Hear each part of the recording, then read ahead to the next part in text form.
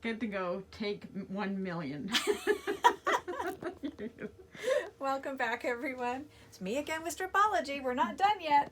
Okay, so here we have, I'm going to show you how to make your diagonal cuts. So this would be for setting triangles or anytime you're needing cutting triangles from your squares. I like to line it up on a line. Make sure it's the same line. I had someone do this accidentally. Can you see what I've just done? I've set it over here and here.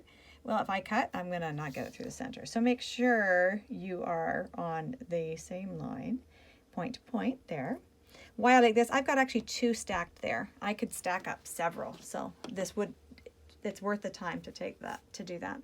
Now I can use any line on the ruler. Again, I'm going to use the 6, and I'm going to place the 6 on that line, and then I want to place the 6 down here. Now my hand is above this, and I've got my fingers underneath, so I'm not on the fabric right now. I'm just lining it up on that line, so that when I drop it down, I'm not shifting the fabric at all. Does that make sense? Okay, and then I am ready to cut straight through, and I don't have to keep repositioning a ruler.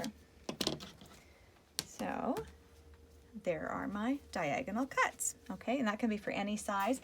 Well, I shouldn't say any size, because when you get diagonals, you can get too long, so it would be hard to do it on something that's fitting that space. Okay.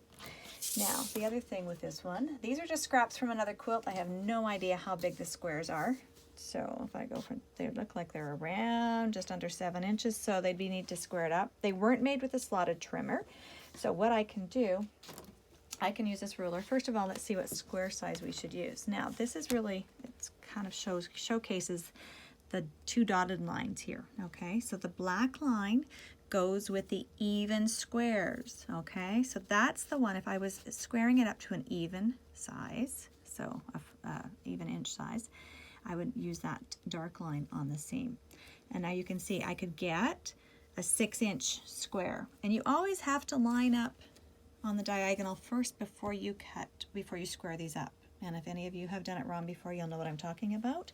Because if I square up from here and cut, my diagonal can actually be shifted and sit at not right across from my block. So we always have to square it up to that.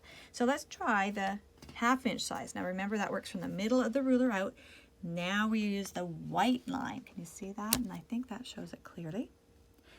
Now if I slide that down, this is where I can really, actually with the white lines, I really see the square. Okay, so see my 6.5 inch square there? So that's going to work well. And the way I would do this now is I would cut. Now I'm not cutting at 6.5, am I? On this ruler, it's 3.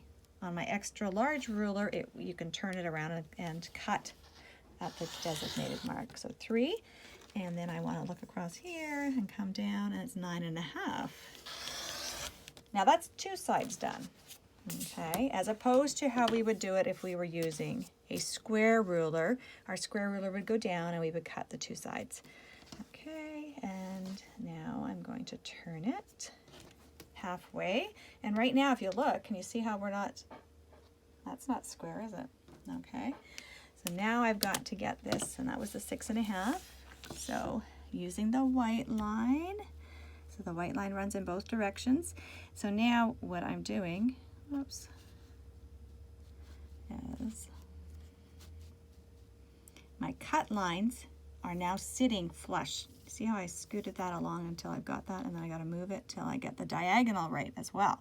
So I'm working here, okay, for my 6.5 inches, and I'm also making sure that stays there because that's hugely important. Now I'm going to cut at that 3 line again, and the 9 again. Whoops, 9.5. See, I just about messed up. And now my diagonal, can you see what happened here? That corrected those.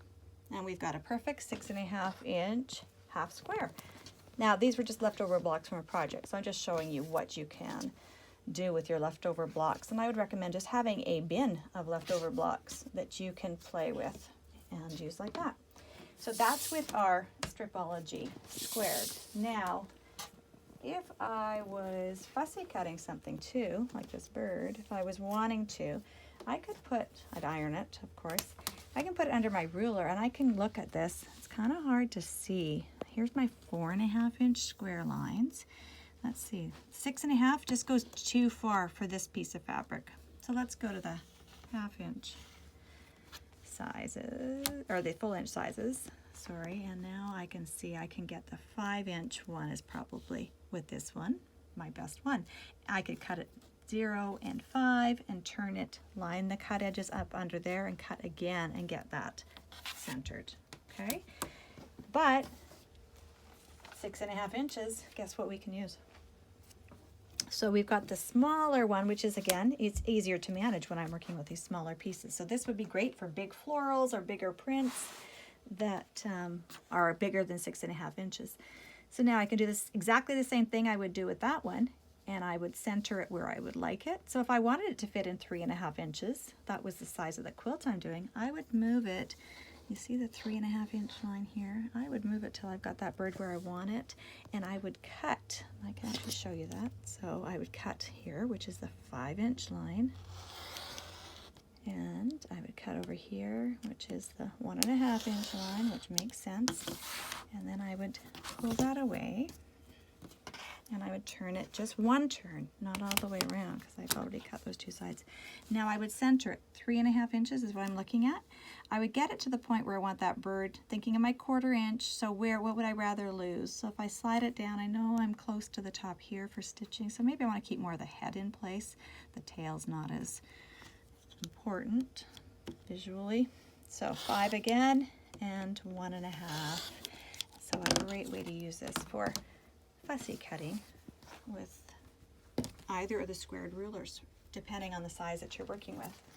Now, the other thing you can do with, this is the chart. This is, again, with the same chart as the binding chart, the hexagons, and this is using the Stripology Mini.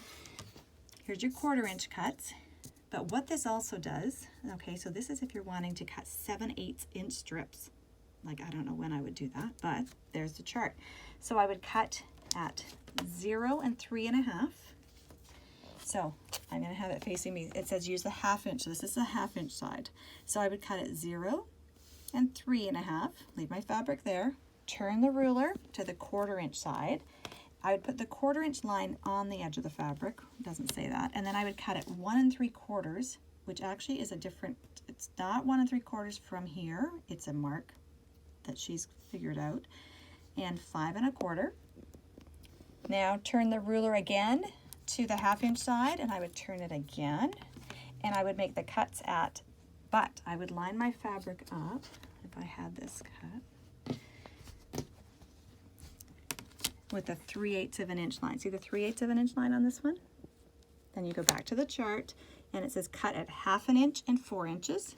So you'd cut at 1/2 and 4, and it says keep the ruler again on this side, but you're going to the 1/8. So I back it up again, just to there, that little sliver, holding my ruler in place, and I'm going to cut at 2.5 and 6. So 2.5 and 6. When I lift my ruler, I will have this all cut up into 7/8 inch pieces, because I don't want 7/8. I don't want to show that to you. So that's why you're getting just the explanation, but that's how you're going to use this ruler, and she has videos for that as well. So that's everything I've got to show you, I believe, with our rulers. But I do want to let you know that any pattern you pick up, you can cut up. So if I've got something like this pattern here, zigzag, this whole pattern was all 2.5 inch strips. So you can cut all your background cuts from both sides, all your middle cuts, and then if you're not using a jelly roll, you cut that whole thing up with your Stripology ruler. And all the subcuts get cut as well. Write in your patterns, everyone, and if you want to know, friction markers work really well. Oh, I forgot I did this. This is funny. I've written my Stripology cuts, 0, 16, 21, 0, 14, and I've figured out how to cut them all efficiently using my Stripology ruler. Gudrun refers to it as stripologizing a pattern, and I know that every pattern can be stripologized. So these are her books currently. Your 1.5 inch strips, which you're wondering what to do with, there's 2 books there. And the Stripology squared book that we don't have in stock right now, that is one that's just 10 inch squares. The Stripology Mixology, which is a variety of cuts, 10 inch, 5 inch, 2.5, 1.5 inch strip quilts. And then there's also cocktail recipes, hence Stripology Mixology. and I guess it was so successful. And this is the #1 selling book in the States as far as quilt books go. So this is her second one, and it is the Mixology 2. So again, it's the variety of the 10-inch square, 5-inch, 2.5-inch, 1.5-inch. And I've got 3 quilts made out of this one, including the cover pattern, which was a clever way to use your 5-inch squares. So hopefully that will give you ideas for those of you who have your Stripology rulers already, or for those who are contemplating buying one. Hopefully this will let you see how useful it is. Thanks. No puppies, but Krista's here. She's way cuter. Thanks, Deb.